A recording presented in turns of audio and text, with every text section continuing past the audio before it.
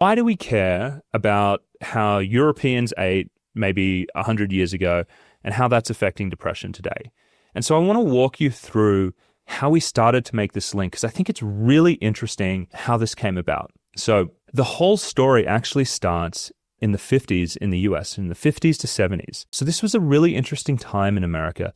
This was when industrialized food really took off in the country. We started to get fast food. We started to have, snacks and cereals and all of these things in the supermarket. Our manufacturing was just popping off. But we also started to notice that our rates of heart disease were taking off, and they were taking off more than anywhere else in the world.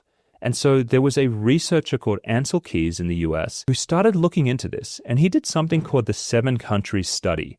And he looked at heart disease and diet in places like Crete, Greece, Italy, Finland, the Netherlands, the US, and Japan. And he found something really interesting. What he found was that places around the Mediterranean, they had hardly any heart disease. And so he really got interested in their diet and what that might teach us about that link. Now, a lot of you have probably already heard the saying, correlation does not equal causation. And you would be right to be a little skeptical about this, because ultimately what Ansel Keys was doing was just population-based research. He was like, okay, this many people have heart disease and this is what their diet's like. But there can be so many other factors in there that can confound the result.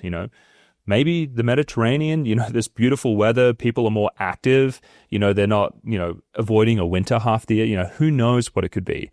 And so what we really needed to do was look at experimental data to see whether there was this link between diet and heart disease.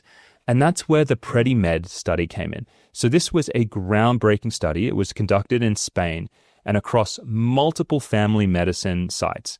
And what they did was they enrolled 7,500 people who were at high risk of cardiovascular disease.